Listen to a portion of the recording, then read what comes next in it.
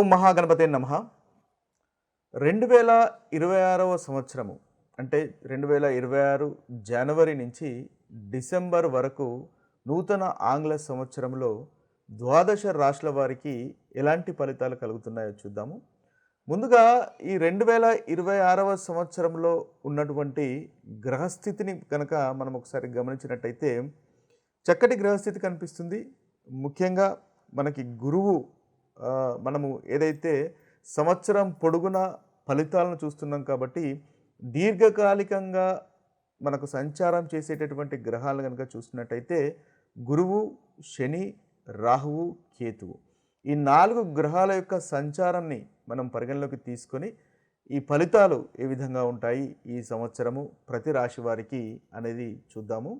అయితే ఈ సంవత్సరము గురువు మనకి ముఖ్యంగా మిథున రాశిలో సంచారం చేస్తున్నాడు, అదేవిధంగా కర్కాటక రాశిలో సంచారం చేస్తాడు, అదేవిధంగా మనకు సింహరాశిలో కూడా గురువు యొక్క సంచారం అనేది ఈ సంవత్సరం ఉంటుంది.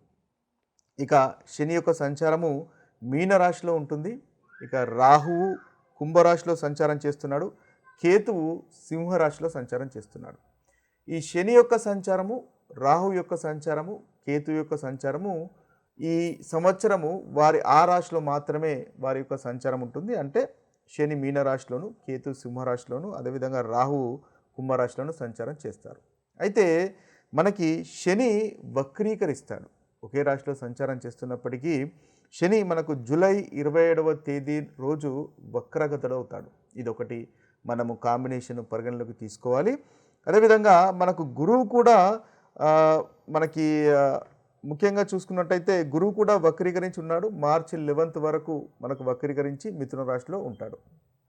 అయితే ఈ యొక్క గ్రహ సంచారాన్ని ఈ సంవత్సరం పొడుగున 3 భాగాలుగా మనము విభజించినట్టయితే జనవరి, మే వరకు ఒక భాగము, అదేవిధంగా మనకు జూను మాసంలో మనకు మార్పులు జరుగుతున్నాయి. జూన్ 2వ తేదీన కర్కాటక రాశిలోకి గురువు సంచారం ఉంటుంది. కాబట్టి జూన్ మాసము ఒక సంచారంలో కలిగే మార్పు.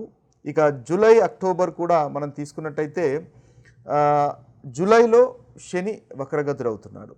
ఇక అక్టోబర్ 31వ తేదీ గురువు మనకు సింహరాశిలో సంచారం చేస్తున్నాడు. అంటే మనకి అక్టోబర్ తర్వాత నుంచి అదేవిధంగా జనవరి, మే వరకు, జూను, తర్వాత జూలై నుంచి అక్టోబర్ వరకు ఇలా మనం విభజించుకుంటూ మనము ద్వాదశ రాశుల యొక్క ఫలితాలు ఈ సంవత్సరము ఏ విధంగా ఉంటాయో చూద్దాము.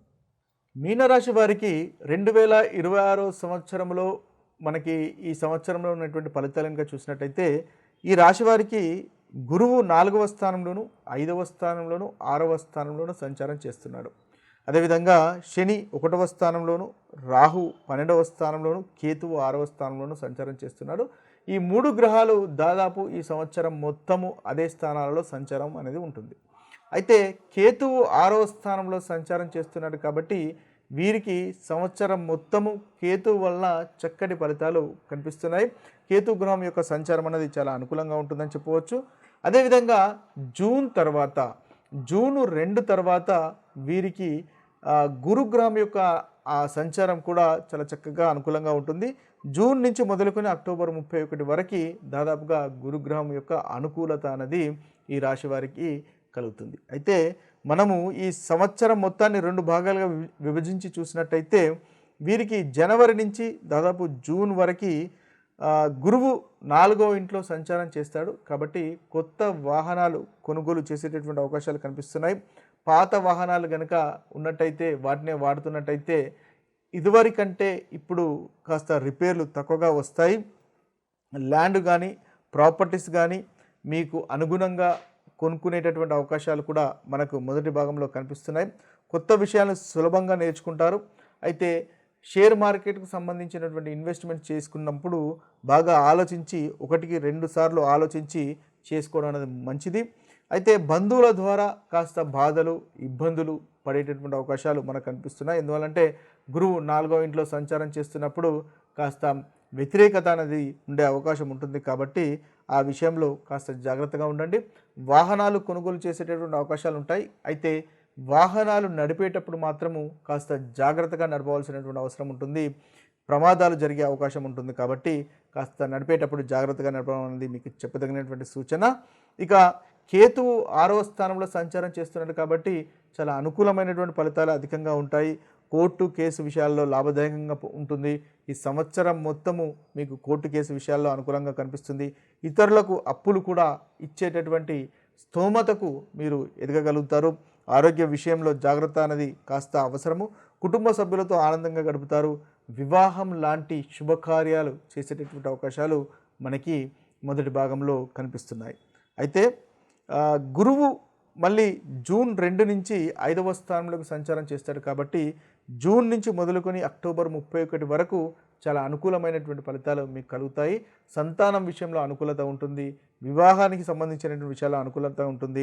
అదేవిధంగా విద్యార్థులకు చాలా చక్కటి ఫలితాలు కనిపిస్తున్నాయి. ఇన్వెస్ట్మెంట్స్ వల్ల మళ్ళీ లాభాలు అనేవి మీకు కలుగుతాయి. వృత్తిలో మీరు అనుకున్నటువంటి ఫలితాలు పొందగలుగుతారు. పై అధికారులు మీ యొక్క పనితనాన్ని గుర్తిస్తారు. తద్వారా మంచి ఫలితాలు అనేవి మీకు కలుగుతాయి. కొత్త బట్టలు పర్చేస్ చేయడం కానీ, కొత్త ఆభరణాలు కొనుక్కోవడం కానీ, ప్రాపర్టీకి సంబంధించిన విషయాలు కానీ, ఇంటికి సంబంధించిన విషయాల్లో కానీ జూన్ 2 తర్వాత నుంచి మళ్ళీ చాలా చక్కగా ఉంటుంది. అదేవిధంగా షేర్లు కానీ, బాండ్లు కానీ, వాటి నుంచి ఆస్తులు రావడము, లేకపోతే మీరు ఇన్వెస్ట్ చేసినట్టయితే వాటి నుంచి రావడము, పిల్లల నుండి ఆనందం పొందడము లాంటి ఉత్తమమైనటువంటి ఫలితాలు మనకు కనిపిస్తున్నాయి. అదేవిధంగా సమాజంలో కూడా గౌరవ మర్యాదలు అనేవి మీకు జూన్ 2 నుంచి అక్టోబర్ 31 వరకు మనకు గురుగ్రహం యొక్క సంచారం వల్ల అనుకూలంగా ఉంటుంది. ఇక చూసినట్టయితే మనకి గురువు మళ్ళీ అక్టోబర్ 31 తర్వాత 6వ స్థానంలోకి సంచారం అనేది చేస్తాడు. అయితే ఇది కూడా మీకు అనుకూలంగానే ఉంటుంది. కాకపోతే అనవసరమైనటువంటి ఖర్చులకు దూరంగా ఉండడం వల్ల చక్కటి ఫలితాలు అనేవి మీకు కలుగుతాయి. ఓవరాల్గా చూసినట్టయితే వీరికి కేతుగ్రహం సంవత్సరం మొత్తము చాలా అనుకూలంగానే ఉన్నాడు. అదేవిధంగా గురు యొక్క సంచారము జూన్ నుంచి మొదలుకొని అక్టోబర్ 31 వరకు కూడా చాలా అనుకూలంగా ఉంది అని చెప్పవచ్చు. ఇక ప్రతికూలమైనటువంటి ఫలితాలు తొలగిపోయి అనుకూలంగా ఉండడానికి వీరు ముఖ్యంగా శనికి సంబంధించినటువంటి పరిహారాలు, అదేవిధంగా రాహుకు సంబంధించినటువంటి పరిహారాలు చేసుకోవడం వల్ల మంచి ఫలితాలు వీరికి కలుగుతాయి. ఇవి స్థూలంగా మనకి మీనరాశి వారికి ఉన్నటువంటి ఫలితాలు. అయితే మనము ఈ రాశుల అన్నిటికీ ఈ యొక్క గ్రహాల యొక్క సంచారాన్ని ఆధారంగా చేసుకొని మనకు కలుగుతున్నటువంటి ప్రతికూలమైనటువంటి ఫలితాలు అధిగమించడానికి, మనకు కలుగుతున్నటువంటి చెడు ఫలితాలను పోగొట్టుకొని మంచి ఫలితాలను ఇంకా ఇంక్రీజ్ చేసుకోవడానికి పరిహారాలను కనుక చూసినట్టయితే మనం ముఖ్యంగా మేషరాశి, ధనస్సు రాశి, కన్యారాశి, మేషరాశి, ధనస్సు రాశి, కన్యారాశి ఈ 3 రాశులకు ఈ సంవత్సరము కేతుగ్రహము అంతగా అనుకూలంగా లేడు.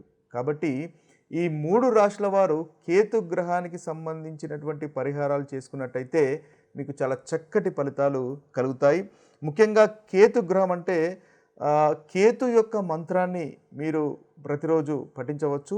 ఓం కెం కేతవాయ నమః అనేటటువంటి మంత్రాన్ని మీరు 108 సార్లు పఠించవచ్చు. లేదా ఓం శ్రాం శ్రీం శ్రౌం సహ కేతవాయ నమః అనేటటువంటి మంత్రాన్ని కూడా మీరు బీజ మంత్రాన్ని 108 సార్లు పఠించినట్టయితే చాలా చక్కటి ఫలితాలు మీకు కలుగుతాయి.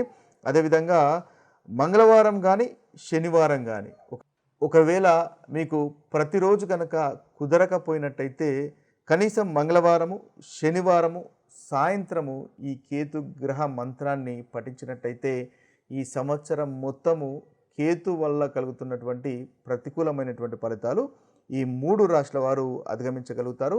మేషరాశి, ధనస్సు రాశి, అదేవిధంగా కన్యారాశి. ఇక మిగతా రాశులు కనుక చూసినట్టయితే వృషభ రాశి, కర్కాటక రాశి, మకర రాశి, తులారాశి, మిథున రాశి. ఈ యొక్క 5 రాశుల వారు రాహు కేతువుల యొక్క మంత్రాన్ని పఠించినట్టయితే వీరికి చక్కటి ఫలితాలు కలుగుతాయి. అంటే ఈ సంవత్సరంలో ఈ రాశుల వారు రాహు యొక్క గ్రహానికి సంబంధించినటువంటి పరిహారాలు చేసుకోవాలి. అదేవిధంగా కేతుకు సంబంధించినటువంటి పరిహారాలు కూడా చేసుకోవాలి. అంటే ఈ 2 గ్రహాలు ఈ రాశుల వారికి అంతగా అనుకూలంగా లేవు. ముఖ్యంగా వృషభ రాశి వారికి, కర్కాటక రాశి వారికి, మకర రాశి వారికి, తులారాశి వారికి, మిథున రాశి వారికి. అయితే వీరు ముందుగా మనము చెప్పుకున్నట్టుగా కేతు మంత్రాన్ని, కేతు బీజ మంత్రాన్ని 108 సార్లు మంగళవారం కానీ, శనివారం కానీ పఠించండి. ఓం శ్రాం శ్రీం శ్రౌం సహ కేతవే నమః అనేటటువంటి మంత్రాన్ని పఠించినట్టయితే చక్కటి ఫలితాలు కలుగుతాయి. అదేవిధంగా ఈ రాశుల వారు ఈ సంవత్సరం పొడుగునా గణపతిని ఆరాధించినట్టయితే ఈ కేతు గ్రహం వల్ల కలుగుతున్నటువంటి ప్రతికూలమైనటువంటి ఫలితాలు తొలగిపోయి అనుకూలమైనటువంటి ఫలితాలు కలుగుతాయి. అదేవిధంగా శివుడికి అభిషేకం చేసినా కూడా మనకు ఈ రాశి వారికి చక్కటి ఫలితాలు కలుగుతాయి. అయితే ఈ కేతు గ్రహంతో పాటుగా మనము రాహుగ్రహానికి సంబంధించినటువంటి పరిహారాలు కూడా చేసుకోవాలి. ముఖ్యంగా రాహుగ్రహం అంటే దుర్గామాతను కనుక ఈ రాశుల వారు ఈ సంవత్సరం ఆరాధించినట్టయితే చక్కటి ఫలితాలు కలుగుతాయి. అనుకున్నటువంటి మీకు పనులు నెరవేరుతాయి. ముఖ్యంగా రాహు యొక్క బీజ మంత్రాన్ని కూడా మీరు పఠించవచ్చు. ఓం భ్రాం భ్రీం భ్రౌం సహ రాహవేన్ నమః అనేటటువంటి ఈ బీజ మంత్రాన్ని 108 సార్లు రాహుకాలంలో ఉదయం 7 గంటల నుంచి 9 గంటల మధ్య లేదా సాయంత్రము 4 గంటల 30 నిమిషముల నుండి 6 గంటల వరకు పఠించినట్టయితే వీరికి రాహుగ్రహం వల్ల కలుగుతున్నటువంటి ప్రతికూలమైనటువంటి ఫలితాలు కూడా తొలగిపోయి అనుకూలత అనేది కలుగుతుంది.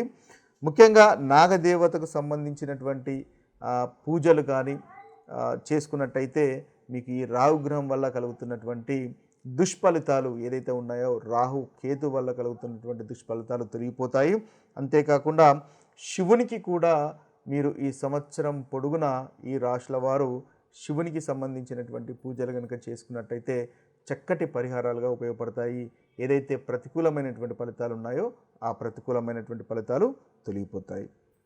ఇక మనం చూసినట్టయితే సింహరాశి, వృశ్చిక రాశి, కుంభరాశి, మీనరాశి ఈ మిగిలిన 4 రాశులు సింహరాశి, వృశ్చిక రాశి, అదేవిధంగా కుంభరాశి, మీనరాశి ఈ 4 రాశుల వారు మాత్రము రాహువు, కేతువు, శని ఈ 3 గ్రహాల యొక్క పరిహారాలు చేసుకోవాల్సినటువంటి అవసరం ఉంటుంది. అంటే ఈ సంవత్సరం పొడుగునా మీకు ఈ 3 గ్రహాలు దాదాపుగా అంతగా అనుకూలంగా లేవు. కాబట్టి ఈ ప్రతికూలమైనటువంటి ఫలితాలు తొలగిపోయి అనుకూలమైనటువంటి ఫలితాలు కలగడానికి ఈ 3 గ్రహాల యొక్క పరిహారాలు అనేది చేసుకోవడం ఉత్తమము. మనం ముందుగా చెప్పుకున్నట్టుగా ఈ రాహు పరిహారాలు, అదేవిధంగా రాహు బీజ మంత్రాలు, అదేవిధంగా కేతు బీజ మంత్రాలను పఠించండి. వాటితో పాటుగా శనికి సంబంధించినటువంటి పరిహారాలు కూడా చేసుకోవడము ఈ రాశుల వారికి అనుకూలంగా ఉంటుంది. ముఖ్యంగా శనీశ్వరుణ్ణి ఆరాధించండి ప్రతి శనివారము. తద్వారా చక్కటి ఫలితాలు ఈ 4 రాశుల వారికి కలుగుతాయి. ముఖ్యంగా ఓం శనిశ్చరాయ నమః, ఓం శం శనిశ్చరాయ నమః అనేటటువంటి మంత్రాన్ని మీకు వీలైన సార్లు మీరు జపించుకున్నట్టయితే ఈ 4 రాశుల వారికి పరిహారంగా ఉంటుంది. అదేవిధంగా నవగ్రహ శాంతి హోమాలు కూడా చేసుకోవడం వల్ల చక్కటి ఫలితాలు ఈ రాశుల వారికి కలుగుతాయి. శనిదేవునికి నల్లని నువ్వుల నూనెతో కనుక మీరు దీపం వెలిగించినట్టయితే ఈ సంవత్సరం పొడుగునా ఈ రాశుల వారికి చక్కటి ఫలితాలు కలుగుతాయి. అదేవిధంగా బీదలకు కానీ లేని వారికి కానీ వస్త్రాలు దానం చేసినా కూడా మీకు చాలా చక్కటి ఫలితాలు కలుగుతాయి. అదేవిధంగా నాగదేవతకు పూజలు చేసినా కూడా మీకు ఈ రాశుల వారికి చక్కటి ఫలితాలు కలుగుతాయి. ఏదైతే ప్రతికూలమైనటువంటి ఫలితాలు ఉన్నాయో ఆ ప్రతికూలమైనటువంటి ఫలితాలు తొలగిపోతాయి. ఇవి స్థూలంగా మనకు 12 రాశుల వారికి ఉన్నటువంటి పరిహారాలు, ఈ సంవత్సరం చేసుకోవాల్సినటువంటి పరిహారాలు. మరొక వీడియోలో మరొక రాశి ఫలితాలతో కలుద్దాము. అంతవరకు సెలవు. సర్వే జన సుఖినో భవంతు.